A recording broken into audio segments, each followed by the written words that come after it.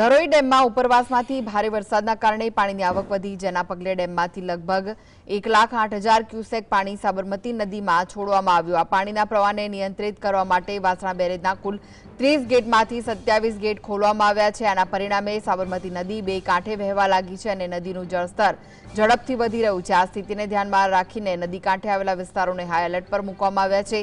અમદાવાદના દસક્રોઈ અને ધોળકા તાલુકાના નદી કાંઠે આવેલા ગામોને એલર્ટ જારી કરાયા છે।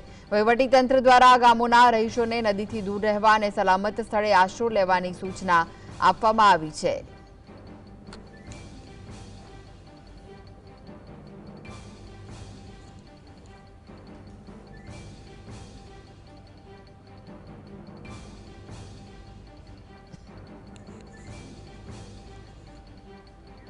તો આ વિશે વધુ માહિતી માટે જોડાઈ ગયા છે સંવાદદાતા ઝલક। ઉપરવાસમાંથી ભારે વરસાદના કારણે ધરોઈ ડેમમાંથી પાણી છોડવામાં આવી રહ્યું છે। સાબરમતી નદીમાં 1,08,000 જેટલું પાણી છોડાયું છે। હાલમાં કેવી પરિસ્થિતિ છે, શું વિગતો મળી રહી છે?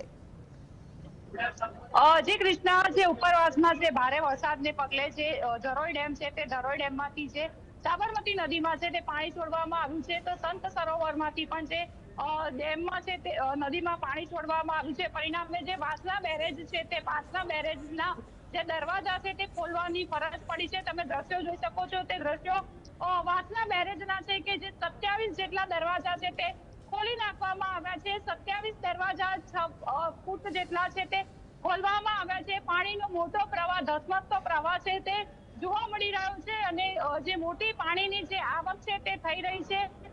પાણીની આવક થતા જે નીચાણવાળા જે વિસ્તારો છે તે નીચાણવાળા વિસ્તારોને સાવચેત કરવામાં આવ્યા છે। રિવરફ્રન્ટ પર જે લોકોના મુલાકાતીઓ માટે બંધ કરી દેવામાં આવ્યું છે।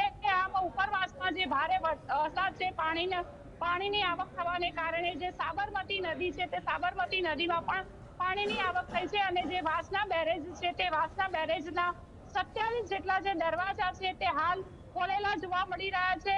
જે પાણીનો ધોધ છે મોટા પ્રમાણમાં છે તે વહી રહ્યો છે અને કહી શકાય કે જે મોટા પ્રમાણમાં પાણીની આવક થતા જે કોઈ જાનહાનિ ન થાય, કોઈ દુર્ઘટના ન સર્જાય તે માટે તંત્ર સચેત બન્યું છે અને જે નીચાણવાળા વિસ્તારો છે તેઓને સાવચેત રહેવા છે તે તાકીદ કરવામાં આવી છે। જી, કયા જે વિસ્તારો છે તે વધુ પ્રભાવિત થઈ શકે છે અને કેટલા ગામોને એલર્ટ કરવામાં આવ્યા છે?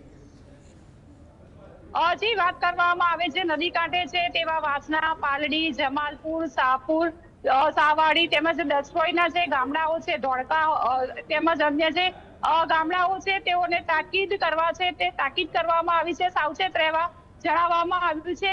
જો પાણીની વધુ આવક થાય તો સ્થળાંતર કરવાની પણ છે તે તંત્ર દ્વારા તૈયારી કરવામાં આવી છે। ઝલક, તંત્ર કેટલું સજ્જ છે તમામ પરિસ્થિતિને પહોંચી વળવા માટે? જી ચોક્કસ, જે પાણીની આવક વધી છે અને પરિણામે 2 દિવસથી જ જે સાબરમતી જે રિવરફ્રન્ટ છે તે રિવરફ્રન્ટ લોકો માટે બંધ કરી દેવામાં આવ્યું છે। જે પાણી આવે છે તેનો પ્રવાહ એટલો બધો છે કે જે સાપ અને અન્ય જે જીવજંતુઓ છે તે પણ તણાઈને આવે છે।